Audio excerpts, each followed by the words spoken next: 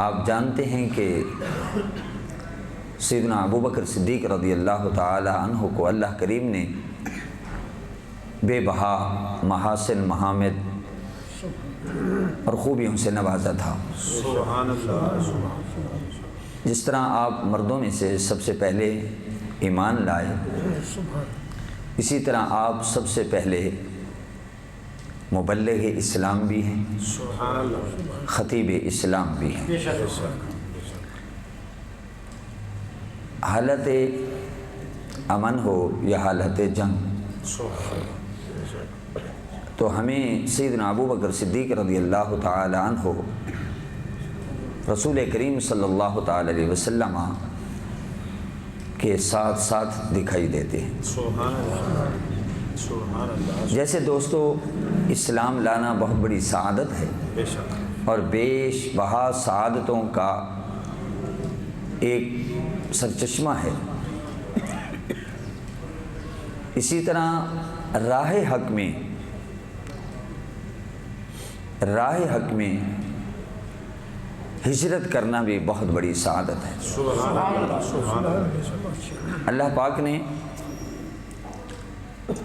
قرآن حکیم میں بار بار اللہ۔ جہاں ایمان کا ذکر کیا، وہاں جہاد کا ذکر کیا، تو ساتھ ساتھ ہجرت کا بھی ذکر کیا۔ الذین آمنوا وہاجروا وجاہدوا فی سبیل اللہ۔ تو سیدنا ابو بکر صدیق رضی اللہ تعالی عنہ کے اندر تمام خوبیاں موجود ہیں۔ سبحان اللہ۔ وقت کی قلت کے پیش نظر میں زیادہ تمہید میں نہیں جاتا، بہرکیف ہجرت کے بہت بڑے فضائل ہیں۔ حضور علیہ الصلوۃ فرماتے ہیں ان الہجرۃ تہدم ما کان قبلہ۔ فرمایا ہجرت جو ہے پہلے گناہوں کو مٹا دیتی ہے۔ تاریخ اسلام میں سب سے پہلی جو ہجرت ہوئی وہ ہجرت حبشہ ہے، اور پھر دوسری ہجرت مدینہ ہے۔ جب مکہ مکرمہ میں مسلمانوں پر زندگی تنگ کر دی گئی، تو اللہ کی طرف سے حکم آتا ہے، اے محبوب آپ مدینہ شریف ہجرت کر جائیں۔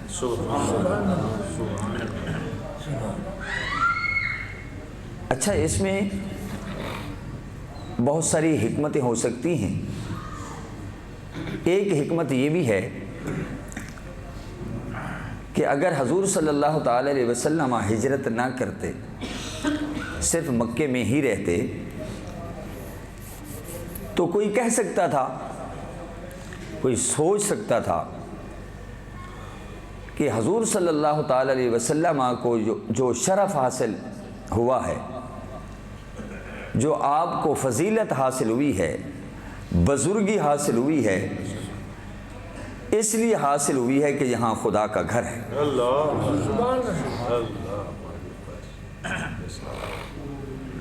تو حضور صلی اللہ تعالی علیہ وسلم کو ہجرت کا حکم دیا گیا تاکہ دنیا پر واضح ہو جائے میرے نبی کو کسی مقام کی وجہ سے شرف اور فضیلت حاصل نہیں ہے، بلکہ اگر کسی مقام کو عظمت اور فضیلت و شرافت و بزرگی حاصل ہو رہی ہے تو میرے محبوب کے قدموں کی وجہ سے۔ اس پر میں ایک دلیل پیش کر دیتا ہوں۔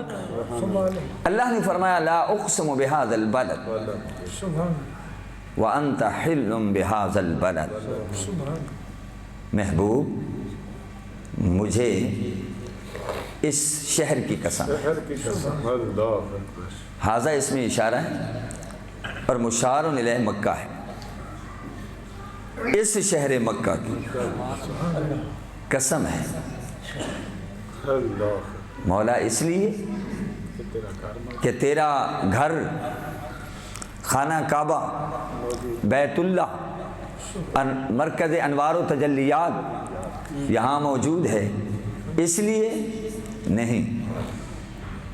یہاں صفا اور مروہ موجود ہیں، جہاں سعی کا حکم ہے، دوڑنے کا حکم ہے، جہاں حضرت ہاجرہ رضی اللہ تعالی عنہ اپنے پیارے بیٹے حضرت اسماعیل علیہ السلام کی پیاس بجھانے کے لیے دوڑی، کیا اس لیے نہیں؟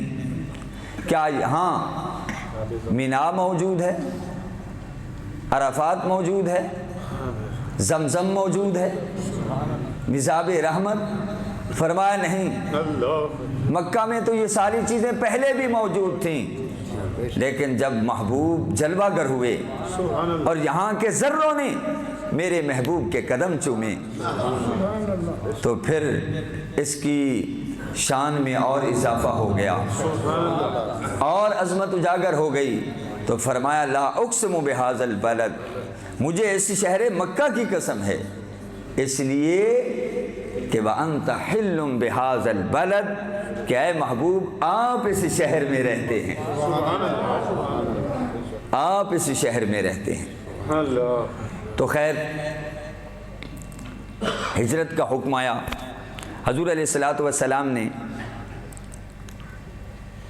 حضرت ابوبکر صدیق سے اظہار بھی کیا۔ جب انہوں نے کہا حضور مجھے اجازت ہو میں ہجرت کر جاؤں، فرمایا نہیں، تم ٹھہرو،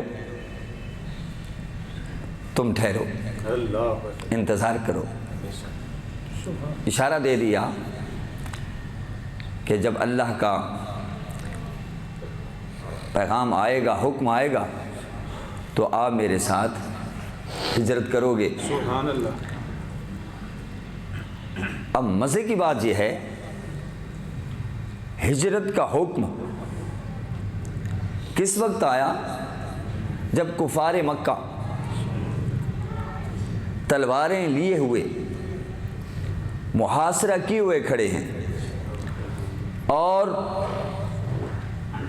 ان کا منصوبہ یہ ہے کہ اگر یہاں سے ہجرت کر کے مدینے چلے گئے اور اہل مدینہ نے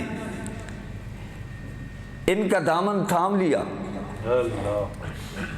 تو پھر یہ ہم پر حملہ آور ہو سکتے ہیں۔ بہتر یہی ہے کہ اس شمع کو بجھا دیا جائے، لیکن نور خدا ہے کفر کی حرکت پہ خندہ زن، پھونکوں سے یہ چراغ بجھایا نہ جائے گا۔ فانوس بن کر جس کی حفاظت ہوا کرے، فانوس بن کر جس کی حفاظت ہوا کرے، وہ شمع کیا بجھے جسے روشن خدا کرے۔ حضور علیہ السلام نے حضرت علی المرتضیٰ سے فرمایا یہ فلاں فلاں کی امانتیں ہیں، ہم جا رہے ہیں، ابو بکر صدیق رضی اللہ تعالیٰ عنہ میرے ساتھ ہوں گے اور آپ یہ امانتیں ان کے سپرد کر کے آ جائیں۔ سبحان اللہ۔ اور ہاں یہ میری چادر بھی ہے، یہ آپ نے اوپر لے لو، تمہارا کوئی بھی کچھ نہیں بگاڑ سکے۔ سبحان اللہ۔ پتہ چلا جس چادر کو رسول کریم صلی اللہ تعالی علیہ وسلم کے بدن اطہر سے، بدن اقدس سے نسبت ہو جائے، وہ چادر بھی بڑی بابرکت ہو جاتی ہے۔ پھر اللہ فرماتا ہے یا ایھا المدثر، اے چادر اوڑھنے والے۔ پھر اس کے تذکرے، پھر اس کے چرچے قرآن کرتا ہے۔ قرآن ابد تک رہے گا، صرف قیامت تک نہیں، جنت میں بھی قرآن پڑھا جائے گا ابد تک۔ پھر میرے آقا کی اس چادر کے تذکرے ہوتے رہیں گے۔ سبحان اللہ۔ سبحان اللہ۔ تو حضرت علی المرتضیٰ بلا خوف و خطر بستر رسول پہ سو گئے سبحان اللہ۔ سبحان اللہ۔ اور آرام سے نیند کی۔ پوچھا گیا آپ کو ڈر نہیں لگا اللہ کہ باہر تو تلواریں چمک رہی ہیں؟ سبحان اللہ جزاک، باہر تو تلواریں چمک رہی ہیں. فرمایا مجھے یقین کامل تھا موت برحق ہے، موت آ سکتی ہے، لیکن آج کی رات تو موت نہیں آ سکتی. ایک تو یہ ہے کہ رسول کریم صلی اللہ علیہ وسلم نے فرمایا ہے کہ تم بستر پہ سو جاؤ، میری چادر لے کر سو جاؤ، اللہ اکبر. تمہارا کوئی بھی بال بیکا نہیں کر سکے گا. اور پھر دوسری بات یہ تھی کہ اگر کفار نے مجھ پر حملہ کر دیا، مجھے شہید کر دیا، تو پھر امانتیں جو ہیں امانت والوں کے پاس تو نہیں پہنچ سکیں گی، وہ تو انگلیاں اٹھائیں گے، لو جی ہم نے تو امین قرار دیا تھا، ہم تو امین سمجھتے رہے، ہم تو صادق کہتے رہے، وہ ہماری امانتیں بھی لے کر چلے گئے. تو اللہ اپنے محبوب کی عظمت میں بھی حرف نہیں آنے دے گا. موت برحق ہے، لیکن آج کی رات چاہے تلواریں چمک رہی ہیں، فرمایا موت نہیں آ سکتی. محبت ہو تو ایسی ہو، سبحان اللہ. ایمان ہو تو ایسا ہو. حضور فرماتے میرے بستر پہ سو جاؤ.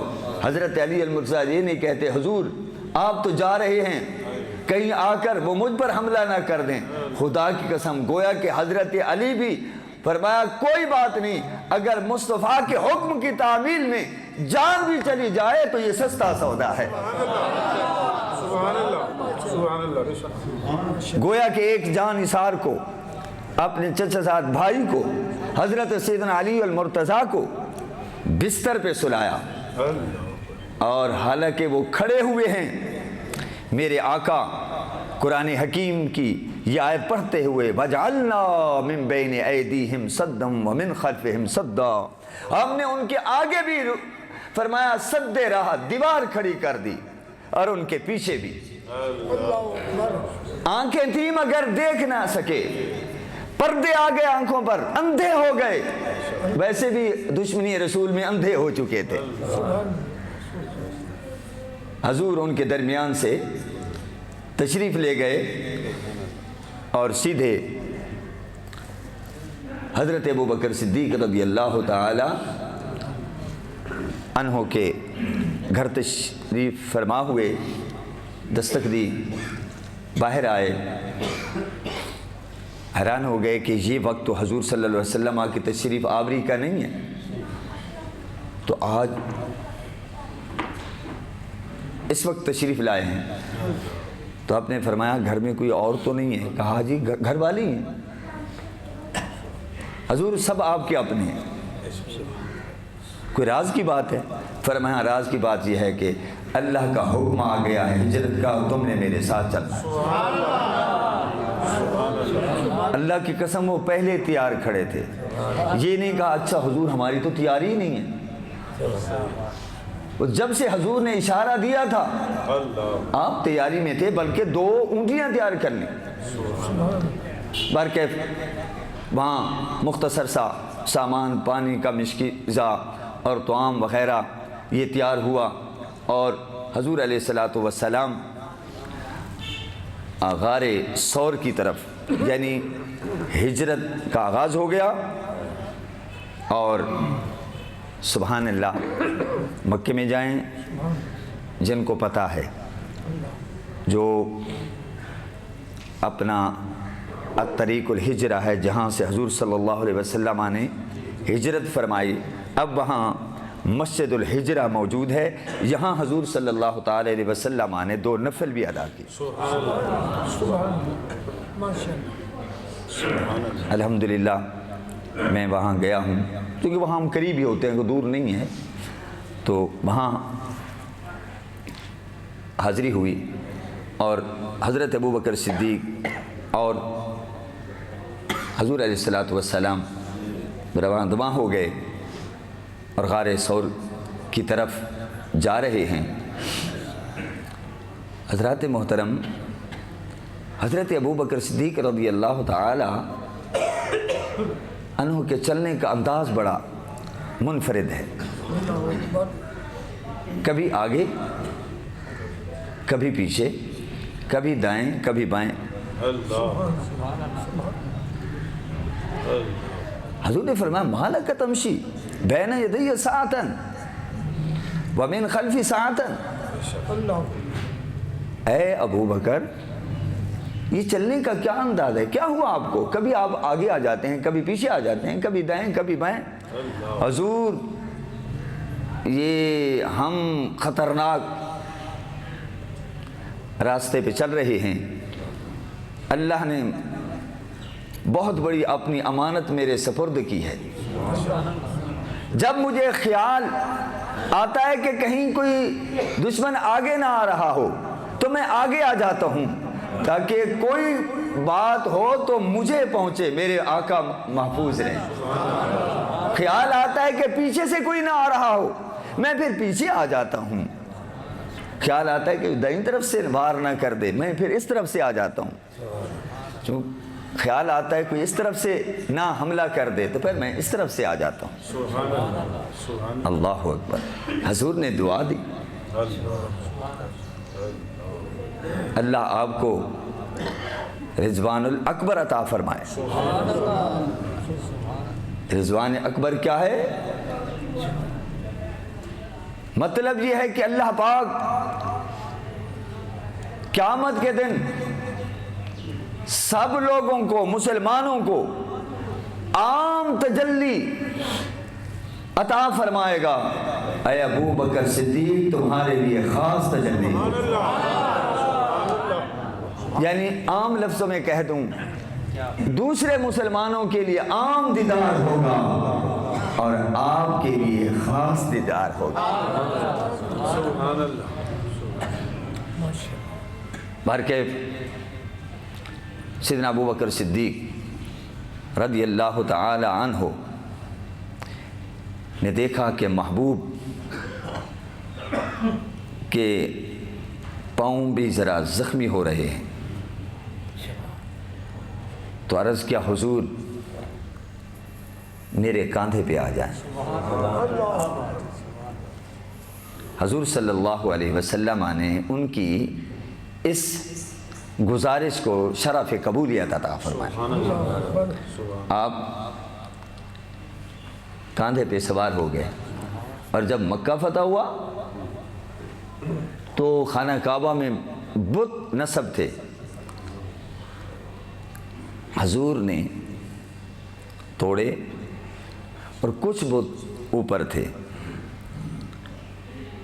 تو میرے آقا نے فرمایا اے علی میرے کاندھوں پہ آ جاؤ، اور یہ توڑا۔ حضور نہیں، میں آپ میرے کاندھوں پہ آئیں۔ فرمایا تم نبوت کا بوجھ نہیں اٹھا سکتے۔ اور ادھر انہوں نے اظہار ہی کیا ہے۔ سبحان اللہ سبحان اللہ۔ حضور نے درخواست قبول کر لی، درخواست قبول کر لی۔ قبول کر لی، اور کتنی بلندی پہ ہے، کتنی بلندی پہ ہے غار ثور۔ وہاں پہنچتے ہیں اور عرض کرتے ہیں حضور آپ یہاں ٹھہریں، میں اندر جاتا ہوں، یہ غار پرانا ہے، کوئی موذی جانور نہ ہو۔ آپ گئے، غار کا جائزہ لیا تو جگہ جگہ سوراخ تھے۔ یہ سوراخ کس نے کیے تھے؟ سوراخ کس نے کیے تھے؟ کہتے ہیں اس نے ایک مرتبہ سانپ نے حضرت سلیمان علیہ السلام سے حضور کے تذکرے سنے، عظمت سنی۔ ہر نبی نے اپنی قوم کو حضور کے فضائل بیان کیے۔ وہ مکے میں پیدا ہوں گے، مدینہ منورہ ہجرت فرمائیں گے، وہ سب نبیوں کے سردار ہوں گے، ان کی امت کی یہ شان ہوگی۔ کاش امت آج اپنی عظمت کو